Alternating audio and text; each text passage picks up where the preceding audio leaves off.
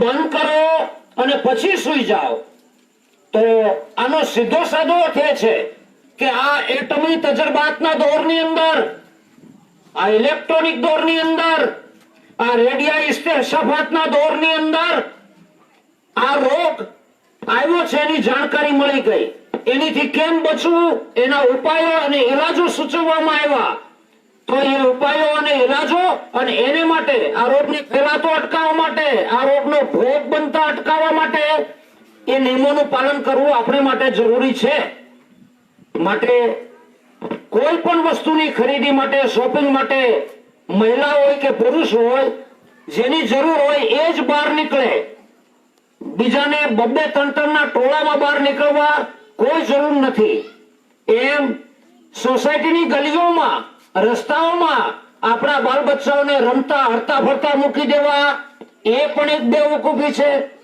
જ્યારે પોલીસ સ્ટેશનમાં આપણા સત્તાધિકારીઓ સીસીટીવી કેમેરા કે ટોલ કેમેરાની મદદથી જોઈ અને પોતાના જરૂરી કામ પડતા મૂકીને ગાડીઓ લઈને દોડે અને આવીને એલર્ટ કરે, અને પોલીસની ગાડી આવે ત્યારે દોડતા શરમથી કે બીકથી ઘરમાં કરી જવું એ કોઈ સભ્યતા નથી. સુરક્ષિત રહેવા માટે તમને જણાવી દેવામાં આવ્યું તો એનો અમલ કરવો અને તમારી પોતાની જાતને, તમારા પરિવારને સુરક્ષિત રાખવો એ આપણી ફરજ છે. પોલીસ કેટલી બધી ફરજોનું ધ્યાન રાખવા, ફરજ પ્રત્યે આપણને એલર્ટ કરે. એકવાર એલર્ટ કરી દીધું તો પછી એટલું પૂરતું છે. બીજું કે આજ 1 એપ્રિલ થી દેશના સત્તાધીશો તરફથી રેશનની દુકાનમાં વ્યવસ્થિત રીતે અનાજ પુરવઠો સપ્લાય કરવામાં આવ્યો છે વિના મૂલ્યે.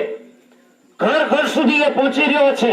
ત્યારે કોઈએ કોઈને માટે કોઈ બીજી ફિકર કરવાની જરૂર નથી. તમામ રીતે ચિંતા મુક્ત કરવા માટે આપણું પ્રશાસન બધી રીતે કારગત નીવડ્યું છે, એને સફળતા મળી છે.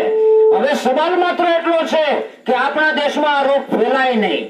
હજુ સુધી કુદરતની મહેરબાનીથી એક પણ કેસ ગારિયાદરમાં પોઝિટિવ નોંધાયો નથી. એવી રીતે પૂરા દેશને આ આફત અને બલાથી અલ્લાહ મહેફૂઝ રાખે અને પૂરા વિશ્વની ઉપરથી આ બલાને ખુદા હટાવી લે એટલી દુઆ કરો. સૌ પોતપોતાના ઘરની અંદર થોડું આપણે બંધા છીએ, મજબૂર છીએ, લાચાર છીએ, પાપી છીએ, ગુનેગાર છીએ, તો આપણું થોડું પ્લસ માઇનસ કુદરત એની રહેમો કરમથી જતું કરી દે અને